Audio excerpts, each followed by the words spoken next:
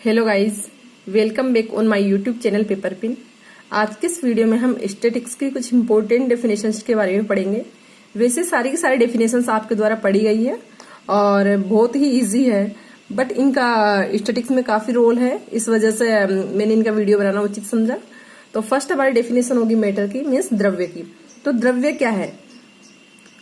द्रव्य हमने physics, chemistry और भी सारे सब्जेक्टों में पढ़ा हुआ है कि प्रकृति में उपस्थित वह वस्तु या किसी भी चीज के बारे में हम कह सकते हैं कि जिसका कोई भार होता है, जिसे हम अनुभव कर सकते हैं, या जो स्थान घेरती है, पदार्थ कहलाती है। पदार्थ में व्यक्ति, वस्तु, प्राणी, कोई भी, जैसे बाल्टी ले लो या कोई भी जैसे बोर्ड ले लो, पेन ले लो, पेंसिल ले लो, जो भी हो, क्योंकि स्थान घेरता है उसे हम देख सकते हैं, महसूस कर सकते हैं, उसका कुछ भार होता है तो वह द्रव्य में काउंट किया जाता है।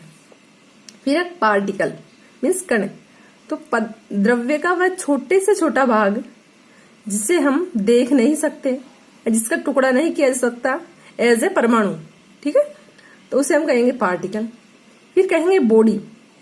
बॉडी पदार्थ का वह भाग है या वह पदार्थ है जिसकी एक निश्चित शेप होती है, जिसे हम देख सकते हैं, वह असंख्य परमाणुओं से या असंख्य कणों से मिलकर बना होता है, बॉडी कहलाता है। बॉडी कितने प्रकार की होती है? बॉडी होती है 2 टाइप्स की, smooth body and rigid body. Smooth body होती है वह बॉडी जो किसी दूसरी बॉडी की गति को रोकने में असमर्थ हो, स्मूथ बॉडी कहलाती है।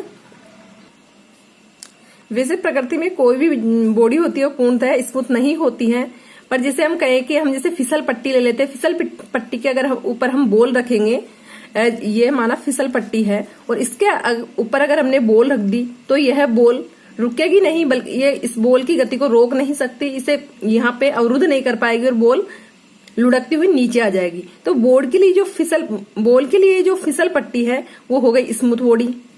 एज हम रोलर का जैसे पहिया होता है, इस टाइप का होता है, उसके ऊपर अगर हम भी बैठ जाएंगे तो हमें लगेगा जैसे हम फिसल रहे हैं, उस पे रोलर के पहिए के साथ के ऊपर जैसे हम बॉल को रख देंगे या किसी भी चीज को रख देंगे तो लुढ़कती हुई नीचे आ जाएगी, तो उसके लिए वो स्मूथ बॉडी का काम करेगा। वैसे कोई भी बॉडी स्मूथ बॉडी नहीं होती, पूर्णतः चिकनी नहीं होती है, पर हम ऐसे फील कर सकते हैं कि वो स्मूथ बॉडी है। हम नॉर्मली कहेंगे कि ये तो फिसल पट्टी बहुत ज्यादा चिकनी है, इस वजह से ये फिसल के नीचे आ गई। फिर हम कहेंगे रिगिड बॉडी, दृढ़ पिंड। वह पिंड जिसकी आकृति निश्चित होती है, उसकी आकृति में परिवर्तन नहीं होता है। जैसे हम कहते हैं कि ठोस पिंड। ठोस पिंडों में कण एक दूसरे के पास पास होते हैं, उनके कणों के मध्य जो आकर्षण बल होता है वो बहुत अधिक होता है, तो उसे हम रिगिड बॉडी में काउंट करते हैं। क्योंकि दृढ़ पिंड है वो पिंड, जैसे अगर हम पृथ्वी पे हैं, ठीक है, तो उसी दृढ़ पिंड का भार कुछ और होगा। हम चंद्रमा पे जाएंगे तो उसका भार कुछ और होगा, तो उसे हम ये नहीं कहेंगे कि स्थान के साथ साथ उसमें परिवर्तन हो रहा है, उसके भार में परिवर्तन हो रहा है, हम उसमें कहेंगे शेप में। हाँ, माना कि उसके शेप में कुछ परिवर्तन होता होगा, पर वो परिवर्तन ऐसा होता है, बहुत ही नगण्य होता है, जिसे हम देख नहीं सकते, तो रिगिड बॉडी में काउंट होता है। पर जैसे अगर हम यहाँ पे द्रव की बात करें कि पेन है, पेन नॉर्मली हम कहते हैं कि पेन को अगर जैसे हम एरोप्लेन में ले जाएंगे या ऊपर ले जाएंगे तो वो पेन की स्याही बाहर निकल जाती है, तो वहां पे स्याही क्या हो गई? वो रिगिड बॉडी नहीं है, वो दृढ़ पिंड नहीं, क्योंकि पदार्थ पृथ्वी से काउंट हो रहा है। तो जो जिसके बारे में हम कहेंगे कि वो रिगिड बॉडी नहीं है, वो एक द्रव पदार्थ है जिसकी शेप में इतना परिवर्तन हो रहा है उसका कि हम उसे देख सकते हैं, तो रिगिड बॉडी में काउंट नहीं होगा। लेकिन हम पत्थर ले जाएंगे तो आप पक्का है कि पत्थर के कणों के बीच में कुछ न कुछ चेंज होगा, पर वो चेंज इतना होगा कि हम उसे देख नहीं पाएंगे, तो हो जाएगा हमारा रिगिड बॉडी, ठीक है। अब नेक्स्ट डेफिनेशन हमारी मास की, मीन्स द्रव्यमान। तो द्रव्यमान क्या होता है? उस पदार्थ का परिणाम जिसके द्वारा हमारा पिंड निर्मित होता है, मास कहलाता है, ठीक है। तो मास की जो इकाई होती है वो मीट्रिक प्रणाली में तो होती है ग्राम एंड किलोग्राम, इसे हम जीएम या केजी से व्यक्त कर सकते हैं। और मीट्रिक प्रणाली में जो इसकी इकाई होती है वो होती है पाउंड, यह होती है मीट्रिक प्रणाली में। एंड जो किलोग्राम और ग्राम होती है, ये होती है ये हमारी मीट्रिक प्रणाली में होती है, और ये हमारी ब्रिटिश पद्धति में होती है। तो पाउंड, ग्राम और किलोग्राम, ये तीनों मास की इकाई है। फिर हम कहेंगे कि पदार्थ की अवस्थाएं भी भिन्न भिन्न होती है। जो अवस्थाएं कौन कौन सी होती है? पदार्थ दो अवस्थाओं में रह सकता है, एक तो गतिशील अवस्था में, एक विराम अवस्था में। तो उसके बेसिस पे हमारी दो अवस्था होगी, रेस्ट एंड मोशन। तो रेस्ट में कहेंगे अगर पिंड अपने चारों ओर उपस्थित वस्तुओं की सापेक्ष अपनी स्थिति में कोई परिवर्तन नहीं करता है तो वो कहलाता है रेस्ट। सपोज करो कि कोई हम यहाँ पे खड़े हुए हैं, ठीक है, और सामने यहाँ पे कोई बस खड़ी हुई है, यह है बस। अगर यह बस यहां से हम दोनों की स्थिति, हम कह रहे हैं कि हम दोनों आमने सामने हैं, यहाँ पे मेरे सामने जस्ट बस खड़ी हुई है, मैं यहाँ पे खड़ा हूं। अगर बस आपके आगे से इसकी स्थिति परिवर्तन होकर यहां आ गई तो आप कहोगे कि बस गति कर रही है, इस वजह से इसकी स्थिति में परिवर्तन हो गया। लेकिन अगर बस की स्थिति में परिवर्तन नहीं होता है, मीन्स बस यहीं की यहीं खड़ी हुई है, मतलब बस विराम अवस्था में है, तो अगर कोई पिंड उसके आसपास उपस्थित वस्तु के सापेक्ष स्थिति में परिवर्तन नहीं करता है तो वो कहलाता है रेस्ट अवस्था में, और अगर वह उसकी स्थिति में परिवर्तन करता है तो कहलाएगा मोशन अवस्था में, मीन्स गतिशील अवस्था में। नेक्स्ट डेफिनेशन है हमारी फोर्स की। तो फोर्स क्या होता है?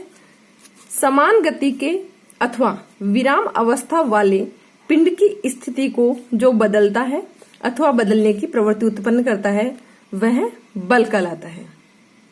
तो यह कह रहा है कि अगर कोई पिंड विराम अवस्था में है तो उसकी स्थिति में परिवर्तन करेगा, या फिर वह समान गति से गतिशील है तो उसकी अवस्था में परिवर्तन जिस वजह से होता है वह बल कहलाता है। सपोज करो कि हमने ये बलून ले लिया, यह हमारा बलून है, एकदम स्थिर अवस्था में है, रखा हुआ है, बट अगर हम इसको दोनों हाथों के बीच में उठा के इसे प्रेशराइज करेंगे, इसे दबाएंगे, तो इसकी शेप दोनों तरफ से ये दब जाएगा। जैसे हमारा हाथ मान लो, और यहां से अगर हम इसे पुश करेंगे, बलून को दबाएंगे, तो बलून की शेप में परिवर्तन हो जाएगा। मीन्स ये विराम अवस्था में था, स्थिर अवस्था में खुला हुआ बलून था, लेकिन हमने इसको हाथ से प्रेशर डाला, मीन्स बल डाला, तो उसकी शेप में परिवर्तन हो गया। ठीक है, तो वह कारण, जिसके कारण बलून की शेप में परिवर्तन हुआ, वह कहलाएगा बल। गतिशील अवस्था मीन्स कोई भी वस्तु ले ले, या जैसे बच्चों की छोटी गाड़ी होती है, उसको हम छोड़ देते हैं, ये चाबी भर के हम इसे छोड़ देते हैं, तो एक निश्चित वेग से गति करती रहती है। हाँ, मानते हैं कि वो जैसे गति करती करती एक निश्चित समय पर बिल्कुल धीरे धीरे गति होती है, रुक जाती है, लेकिन हम उसी गाड़ी को हल्की चल रही है, उसको हम हाथ से और ज्यादा प्रेशर डालेंगे तो आगे तेजी से गति करेगी। मीन्स उसकी जो गति है उसमें परिवर्तन हो जाएगा। तो किस वजह से हुआ? हमने हाथ से उसके ऊपर फोर्स डाला, इस वजह से उसकी गति में परिवर्तन हुआ। तो जो रीजन होगा वो भी क्या कहलाएगा? फोर्स कहलाएगा। अब फोर्स नॉर्मली हम वस्तु में फोर्स लगाते हैं तो टू टाइप से लगाते हैं। एक होता है हमारा समतलीय बल और एक होता है संगामी बल।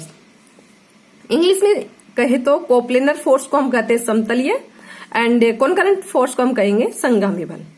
तो कोप्लेनर फोर्स की जो क्रिया रेखाएं होती है वो एक ही तल में स्थित रहती है, और जबकि कॉन्करेंट जो फोर्स होते हैं वो एक ही बिंदु पर कार्य करते हैं। तो कोप्लेनर फोर्स को समझने के लिए माना हमने ये वॉल है, कोई भी हमारे घर की वॉल मान लो, तो वॉल नॉर्मली हम लेंगे क्योंकि वॉल की ऊंचाई भी होती है, लंबाई भी होती है, चौड़ाई भी होती है, तो 3D में होती है, 3D शेप में होती है। जैसे इसकी चौड़ाई है और ये इसकी ऊंचाई है और लंबाई इसकी इधर से कुछ भी हो सकती है। तो माना इसकी चौड़ाई की डायरेक्शन में, इधर से इसकी लंबाई मान लो, ये उसकी चौड़ाई है और इसकी ऊंचाई है इतनी, तो इस डायरेक्शन में हम यहाँ पे खड़े हुए हैं, समतल हमारे आंगन में है, 2-3 आदमी यहाँ पे खड़े हुए हैं, और वहां अब दोनों तीनों आदमी यहाँ पे फोर्स डालते हैं। ये तीनों आदमी यहीं पे खड़े हुए हैं इस डायरेक्शन में, और अपने हाथों से इस पे फोर्स डालते हैं दीवार पे। तो माना ये तो हमारा क्या हो गया, ये 3D में बन रहा है, तो ये तो हो गया हमारा XY प्लेन, ये हो गया YZ, और ये हो जाएगा हमारा Z अक्ष, क्योंकि ये X मान लो, सॉरी ये Z मान लो, ये X मान लो, और ये Y मान लो, तो ये YZ प्लेन हो जाएगा, ये XY हो जाएगा, Z अक्ष हो जाएगा। अगर तीनों आदमी यहाँ पे खड़े हुए इस दीवार के ऊपर फोर्स लगा रहे हैं, तो तीनों फोर्स कौन से डायरेक्शन में लगा रहे हैं? बाहर की तरफ, और तल कौन सा हो गया? YZ। तो तीनों एक ही तल में फोर्स लगा रहे हैं दीवार पे, तो ये हो जाएगा हमारा कोप्लेनर फोर्स, कोप्लेन मीन्स एक ही प्लेन में फोर्स लगा रहे हैं। लेकिन अगर हम कोई बिंदु ले और इस पर इस डायरेक्शन में फोर्स लग रहा है, यहां से भी लग रहा है, डायरेक्शन कोई सी भी हो सकती है बिंदु पे। नॉर्मली बिंदु तो एक तल में ही होता है, क्योंकि बिंदु ये तो है नहीं कि बिंदु भी 3D में हो सकता है। तो बिंदु पे जो चारों तरफ से फोर्स लगता है, डायरेक्शन कोई भी हो सकती है। तो एक ही बिंदु पर लगने वाले जो बल होते हैं वो कहलाएंगे संगामी बल, और एक ही तल में लगने वाले बल कहलाते हैं कोप्लेनर फोर्स। ठीक है। नेक्स्ट डेफिनेशन है हमारी scalar and vector quantities, means अदिश और सदिश राशियां। तो डेफिनेशंस तो हम लगभग 11 से पढ़ते आ रहे हैं, 11 से क्या और भी पहले से। तो अदिश राशि क्या होती है? वह राशियां जिनमें केवल परिणाम होते हैं, दिशा नहीं होती, अदिश राशियां कहलाती हैं। और वे राशियां जिनमें दिशा और परिणाम दोनों होते हैं, वो हमारी कहलाती है सदिश राशियां। तो जिन राशियों पर दिशा का कोई इफेक्ट नहीं पड़ता, फॉर एग्जाम्पल जैसे हम कार्य ले लेंगे, टेम्परेचर ताप ले लेंगे, आयतन ले लेंगे, तो ये तो हो जाती है हमारी अदिश राशियां, क्योंकि इन पर डायरेक्शन का कोई भी इफेक्ट नहीं पड़ता है। लेकिन हम ले लेंगे बल, तो बल हम किस डायरेक्शन में लगा रहे हैं, तो डायरेक्शन का इफेक्ट पड़ता है। वेग भी हमारी सदिश राशि है। कितने वेग से, जैसे किलोमीटर पर घंटा या मीटर पर सेकंड, इसकी जो होती है मात्रक होता है वेग का, तो किस वेग से गति कर रही है, तो किस डायरेक्शन में गति कर रही है, तो इसके ऊपर भी डायरेक्शन का इफेक्ट पड़ता है, दिशा का प्रभाव पड़ता है। तो वेग भी हमारी सदिश राशि है। बलाघूर्ण, तो ये राशियां जिनके ऊपर दिशा का इफेक्ट पड़ता है, जिनका परिणाम होता है, सदिश राशियां कहलाती है। और वे राशियां जिसके ऊपर दिशा का इफेक्ट नहीं पड़ता, उनका ओनली परिणाम होता है, अदिश राशियां कहलाती है।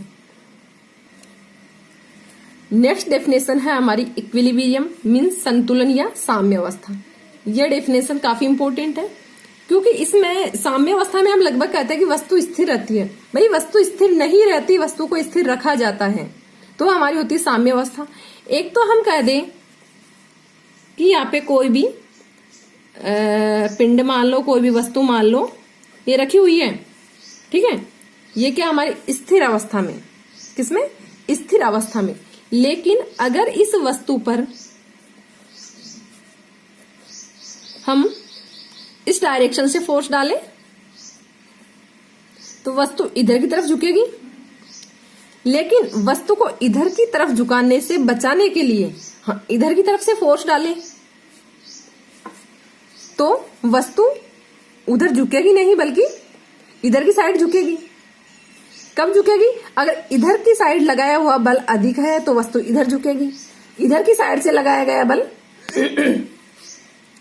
अधिक है तो वस्तु इधर झुकेगी। लेकिन अगर दोनों बल समान लगाए जा रहे हैं, सेम परिणाम में लगाए जा रहे हैं, तो वस्तु स्थिर रहेगी। तो कहने का मीन्स यहां वस्तु स्थिर है, लेकिन यहां वस्तु बलों के द्वारा स्थिर है। दोनों बल लगाएंगे, बलों की डायरेक्शन क्या होगी? विपरीत होगी, परिणाम सेम होगा, तो वस्तु स्थिर अवस्था में रहेगी। और इसे हम कहेंगे वस्तु की संतुलन अवस्था, वस्तु की साम्य अवस्था। तो क्या कह सकते हैं कि फर्स्ट तो हम कहेंगे दो बल समान परिणाम में,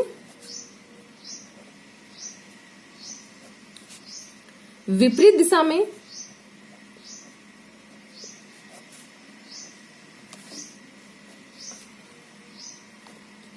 और ये नहीं है कि इस बल को तो ऊपर कोने पे लगा दिया, इस बल को नीचे लगा दिया, तो वस्तु हमारी तिरछी हो जाएगी। जैसे सपोज करो कि इधर हमने पेन ले लिया कोई, ये हमारा पेन है, अगर पेन को हम इधर से फोर्स डालेंगे तो इधर खिसक जाएगा, इधर से डालेंगे तो इधर खिसक जाएगा, पेन की शेप बिगड़ के कुछ अलग ही हो जाएगी। लेकिन पेन पर अगर हम इधर डालेंगे और इधर डालेंगे तो दोनों सेम एक ही सरल रेखा में डालेंगे, तो पेन की सेम अवस्था रहेगी। इसी तरीके से समान परिणाम, विपरीत डायरेक्शन एंड सरल रेखा में एक ही सरल रेखा में बल लगाते हैं, तो वस्तु की अवस्था में कोई परिवर्तन नहीं होता है और वस्तु समतल अवस्था में संतुलन अवस्था में कहलाती है। तो नॉर्मली हम कह सकते हैं कि वस्तु की संतुलन अवस्था किसे कहते हैं? यदि किसी वस्तु पर दो बल समान परिणाम, विपरीत दिशा और एक ही सरल रेखा में लगाए जा रहे हो तो वस्तु संतुलन अवस्था में होती है। तो गाइज आज के वीडियो में बस इतना ही। नेक्स्ट वीडियो में हम पढ़ेंगे कि फोर्स को विस्तार से पढ़ेंगे। फोर्स क्या होता है, फोर्स का ज्योमेट्रिक रिप्रेजेंटेशन क्या होता है, ये कितने टाइप्स का होता है, किस तरीके से हम इसमें काम में लेते हैं, इसकी क्रिया रेखा क्या होती है, ये सारा हम नेक्स्ट वीडियो में पढ़ेंगे। So thank you guys for watching this video and like, share and subscribe my YouTube channel Paper Pin.